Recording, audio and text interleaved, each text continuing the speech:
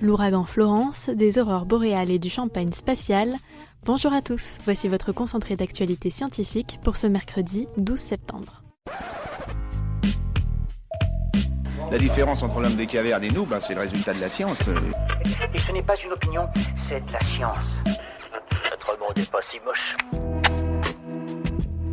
Une intelligence artificielle a capté 72 nouveaux signaux radio venus des confins de l'espace. Ils proviennent d'une source connue mais non identifiée, qui se trouverait dans une galaxie naine à 3 milliards d'années-lumière.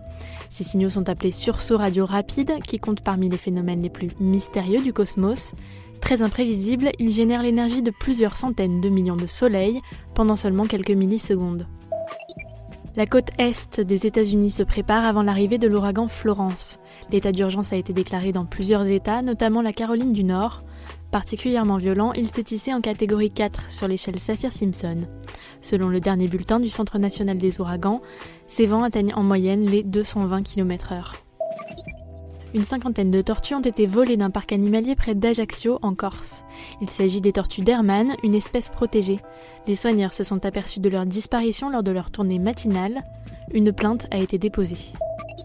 Des centaines de fossiles de manchots Adélie ont été retrouvés en Antarctique. Il semblerait que les oiseaux se soient éteints il y a 750 ans, après une succession d'épisodes météorologiques extrêmes. D'après les scientifiques, le manchot Adélie est particulièrement sensible aux variations du climat. Le vent et des neiges abondantes peuvent nuire à leur mobilité et les empêcher d'aller chercher leur nourriture. Super, j'adore. Alors écoute-moi bien, je vais essayer d'être clair avec toi. Ouais, génial. Des scientifiques canadiens ont étudié les variations d'émissions carbone sur les routes. Selon eux, la variable principale n'est pas la quantité du trafic, mais plutôt le volume du véhicule. Ainsi, il apparaît qu'un petit nombre de poids lourds est plus pollueur qu'un grand nombre de véhicules légers. Avis aux amateurs d'aurores boréales, une tempête solaire se prépare. Des astronomes ont repéré un trou dans la couronne du Soleil, ce qui va permettre aux radiations électromagnétiques de s'échapper. Les aurores boréales ne pourront malheureusement pas être observées depuis l'Europe, seule l'Amérique du Nord pourra profiter du spectacle.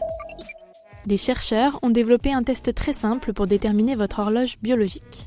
En seulement 2 prises de sang, ils mesurent les variations de la mélatonine.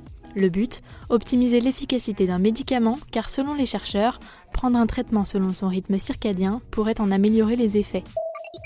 Boire du champagne dans l'espace, c'est désormais possible puisqu'un designer français a mis au point une bouteille spéciale qui permet au champagne de s'accommoder de la pesanteur.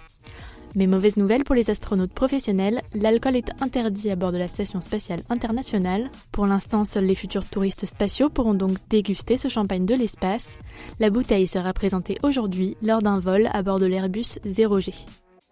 C'est tout pour aujourd'hui, nous vous disons à demain pour un nouveau concentré d'actualité scientifique. Voilà. Il ne reste plus qu'à vous remercier de votre attention. Au revoir.